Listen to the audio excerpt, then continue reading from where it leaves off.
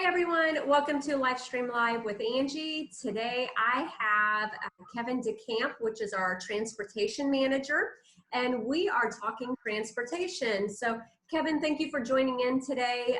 This is a pre-recording just because with COVID and everything, we can't really connect a lot and everything. So we're doing it and working from home.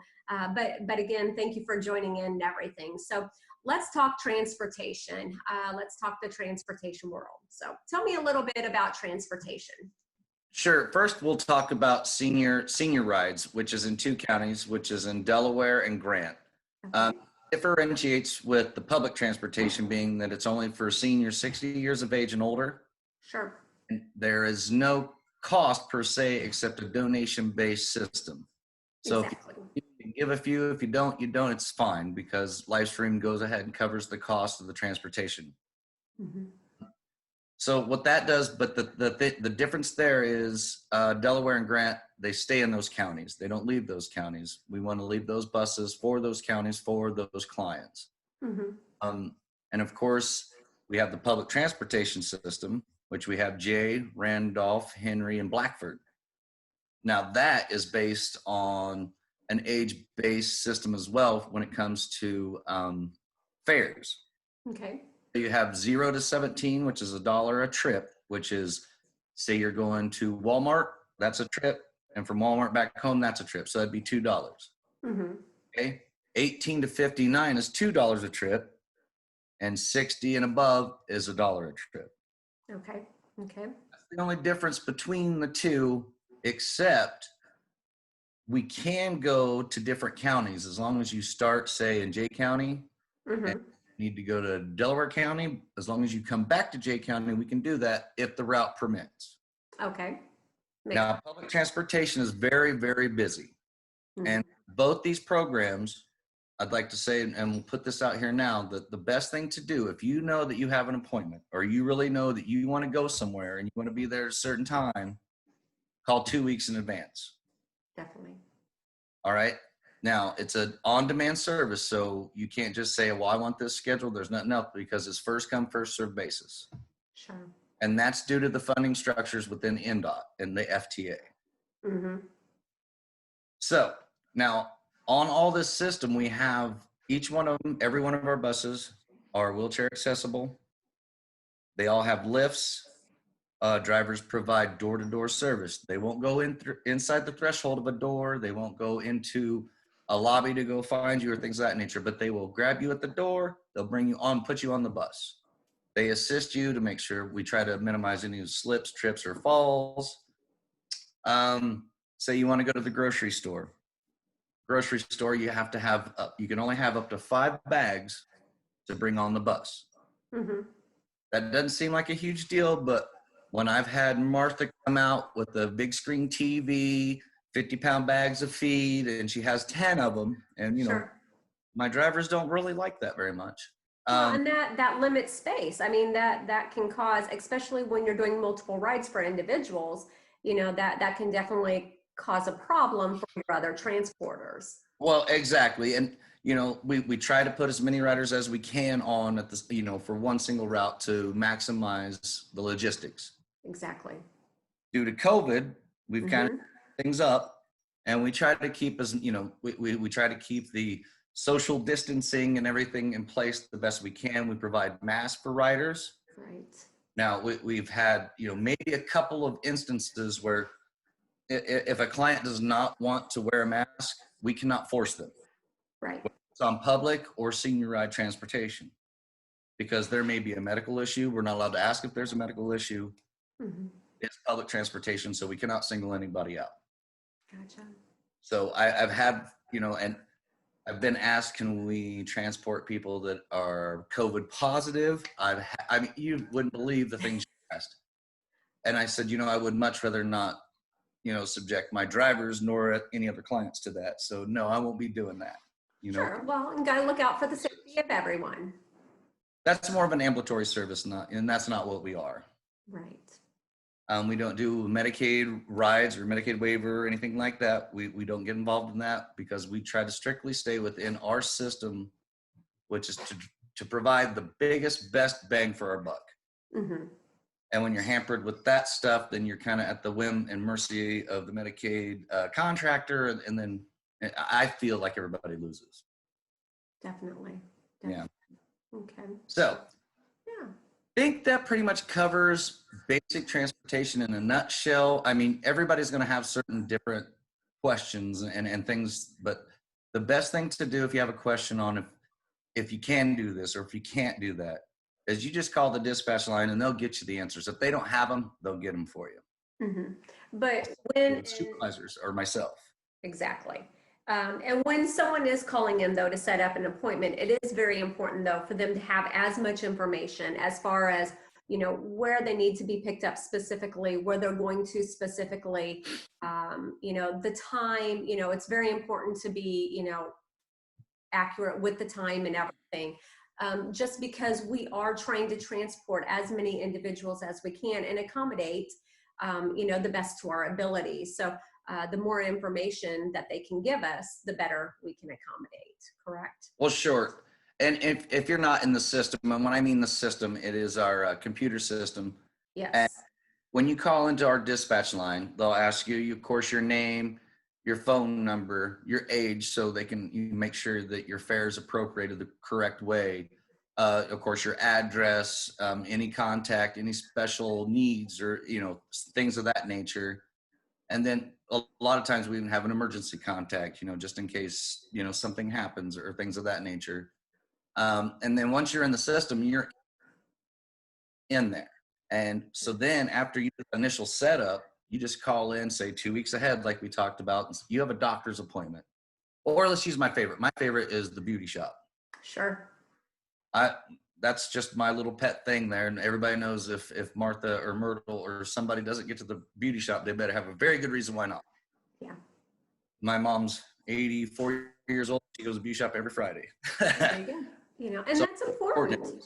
It is. So, and if you know that you have that appointment, you know right then and there, then the best thing to do is call at least 2 weeks in advance. Now, we do not schedule past 2 weeks because all that does, that starts disrupting the demand response times and routes themselves. So that's why we cut it off at 2 weeks. And then that way you're almost assured that you'll get your trip. Sure. Okay. All right. Now you had mentioned suggested donation for the senior transport.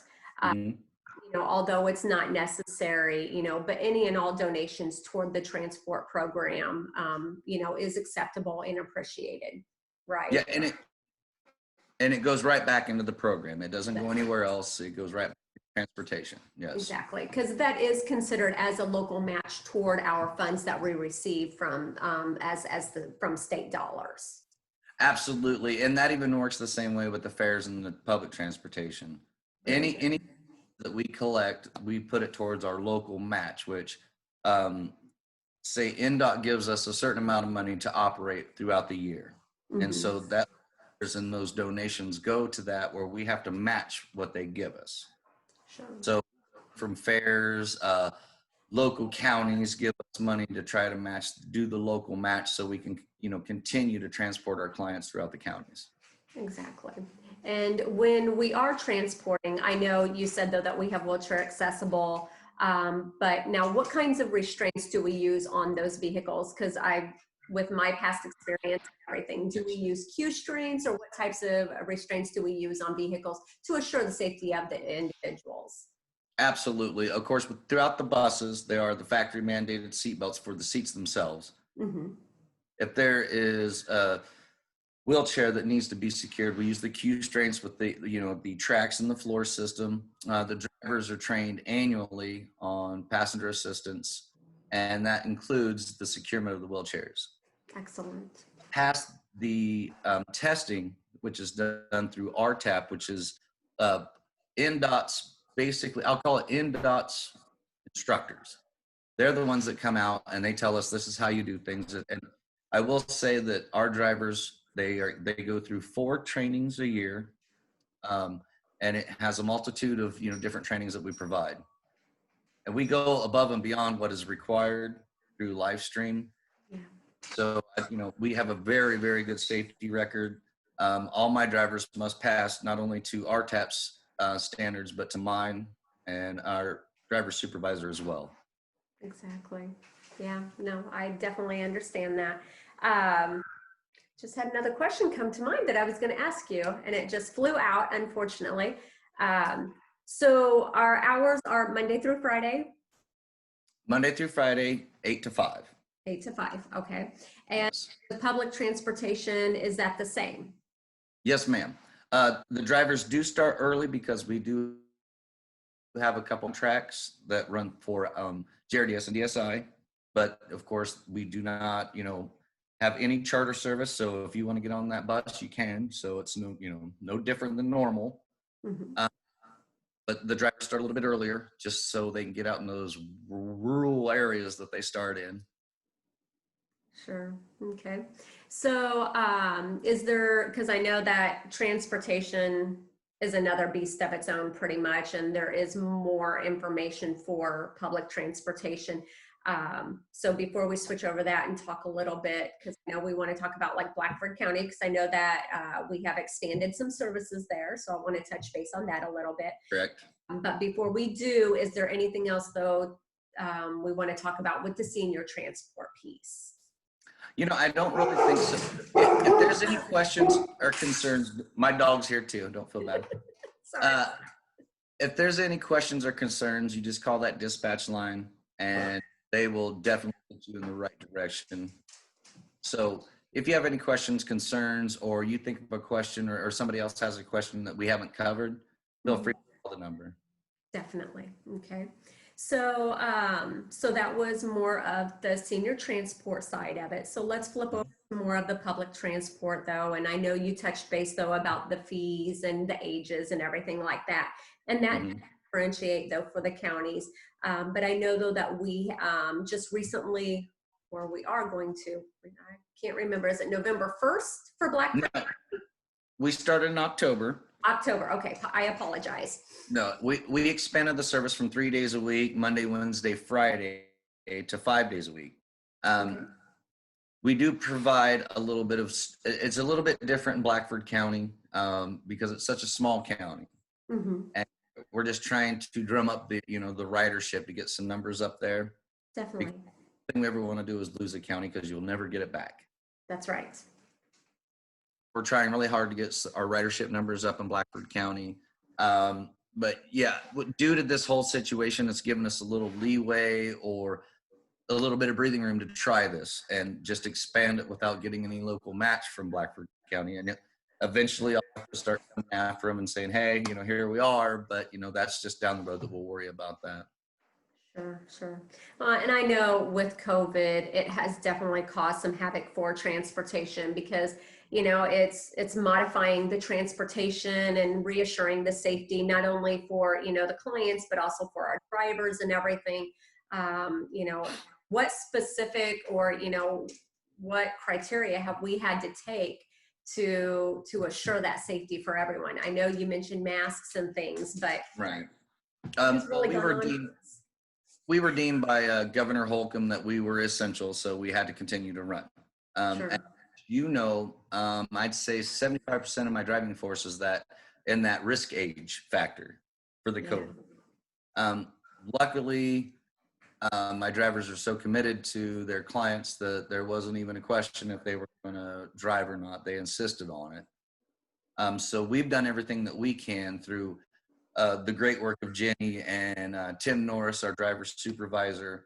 We've kept those buses stocked with cleaning materials between every trip. The driver wipes down every hard surface. It goes through a complete cleaning system at the end of the day. They know what they're supposed to do. The drivers wear their masks. And I knock on wood or whatever you want to call it, we've been very fortunate through the whole thing. So what we've done, I believe, is, worked. There's sanitizing stations on the buses. Before you get on the bus, you can grab a mask before you walk through the threshold. So we went like LifeStream's, like LifeStream always does. We went above and beyond what was required. Definitely. And I know it hasn't been easy, but like you said, though, transportation was considered essential. So it was important to still be out in the community and to try to help the individuals, with their appointments and everything. So Right. to you and your team, though, for everything you have done to still be out in the community and providing those services. So it's individuals like you that we can't go without, for sure. So Well, and my whole team, of course, the last all staff meeting that we had for LifeStream, I praised them greatly and everybody appreciated it. But I said, it's nothing but true. And they really, they care about their clients, and, yeah. managers do as well, but my drivers are right up there with them. And I will say that, we had a lull for a couple months where the ridership went way down.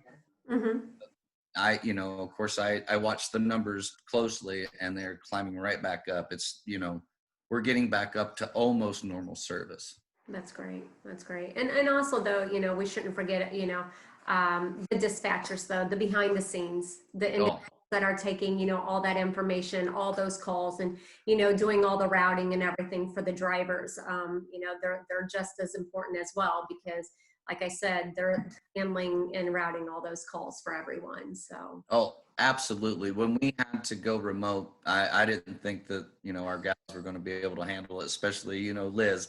And to their credit, they took it like troopers. They've done what they've had to do, and they've made it successful. So nobody do remote dispatch, but we've been able to do it. Sure. Yeah. Well, we do have holidays coming up. So what do you anticipate through the holidays with transportation? Because I know, people are still, and also with, more sickness, colder weather. So what are you anticipating? Well, as a general rule, in the wintertime, of course, people don't want to get out as much and things of that nature. So the rides do diminish quite a bit. Mm-hmm. But again, a lot of times we are the sole transportation for clients. Yeah. They need to go Christmas shopping or what have you, or go get that turkey dinner, we're there for them. So it does generally drop when the weather gets nastier, but at the same time, we have some that, we're still going like normal. Definitely. Yeah. And when there is inclement weather, this is one thing, though, that did just pop to my mind. How do individuals find out if we can't provide transportation? Because I know many times that is asked. How do we find out, or right. or organizations want to know, well, how do we find out if it's canceled? Generally, I've been the manager for over 5 years, and I believe we shut down transportation twice. Yeah. And it's an important piece of the puzzle. Both times it was due to ice concern. But what we do, we have the calling tree where it starts with myself and, Jenny Hamilton, our president, and it goes through the list. And we actually do radio announcements, just like the schools do, mm-hmm. on our website. And on our system, in the Mobilitat system, our dispatchers will start calling clients and let them know that, the buses are shut down, sorry for the inconvenience, but there's nothing that we can do about it. And, either rightfully so or not, I make that call, and I make sure I do it county by county. I have certain drivers that will call me, they'll get in their bus, they'll go out there and they'll test the roads, and they'll tell me, this is how it is. And of course, I'll get my own personal truck and go drive around and say, yeah, I don't think nobody needs to be in it. So sure, that's how we do it.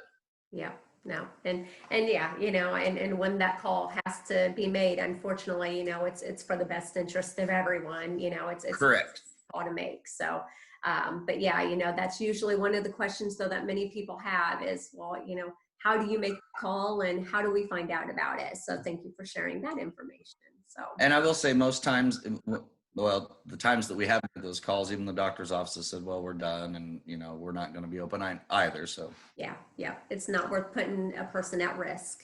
Correct. So, okay. Are there any other tips or information you would like to share about transportation or the program?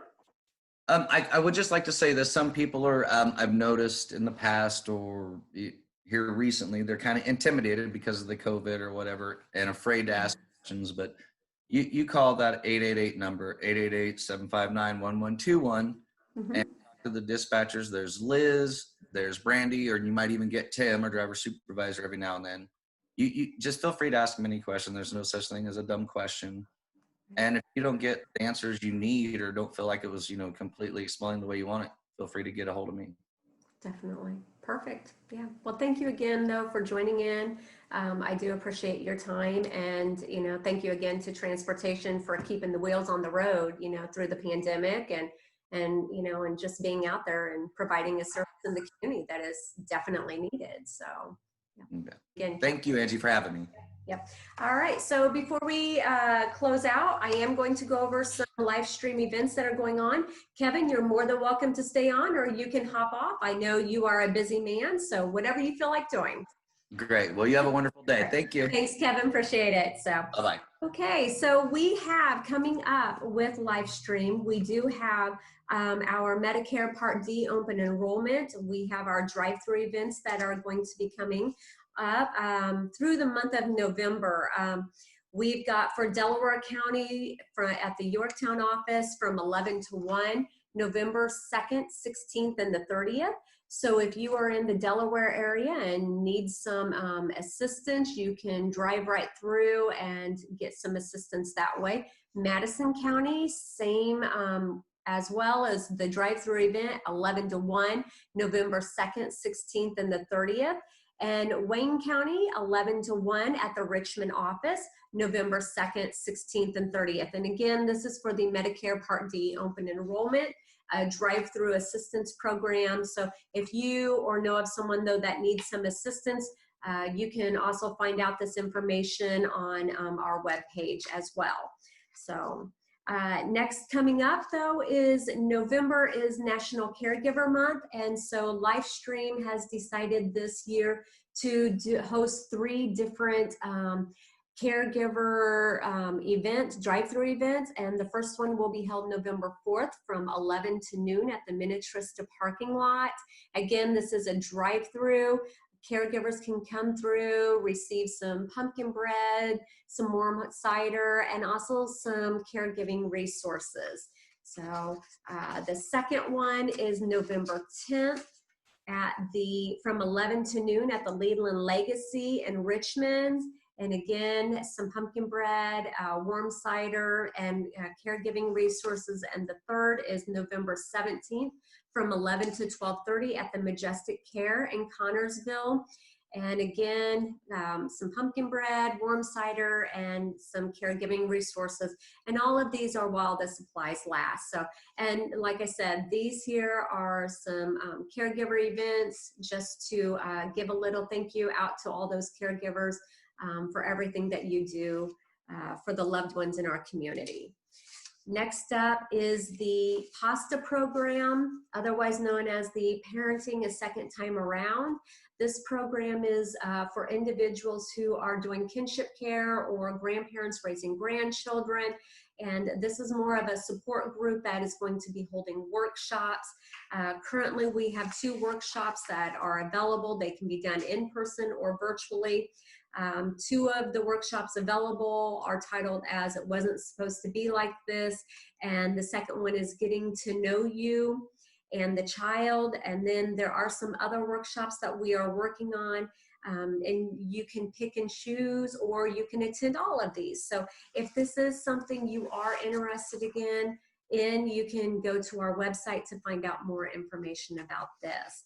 And lastly is our Angel Wish program that has kicked off. You know, as we know, though, you know, COVID has caused a lot of havoc for everyone. So what better time of year right now is to put a little hope in during the holidays and to brighten someone's life. And so with a $25 donation, you can provide a package to an individual within our service area, or you can sign up to be a delivery elf of these packages. Or if you are interested in becoming a sponsor, we have different sponsorship levels that are available. So for more information, you can again go to our website to find out how you can become a sponsor, a delivery elf, or make a monetary donation. So any other questions or to find out what else is going on with LifeStream, you can check out Facebook or our webpage, or you can also tell your friends or sign up on to receive our newsletter to find out what's going in LifeStream world. So thank you again, though, to Kevin DeCamp with the transportation program for giving us that information today. And we will see you all next week. Stay safe. Thank you.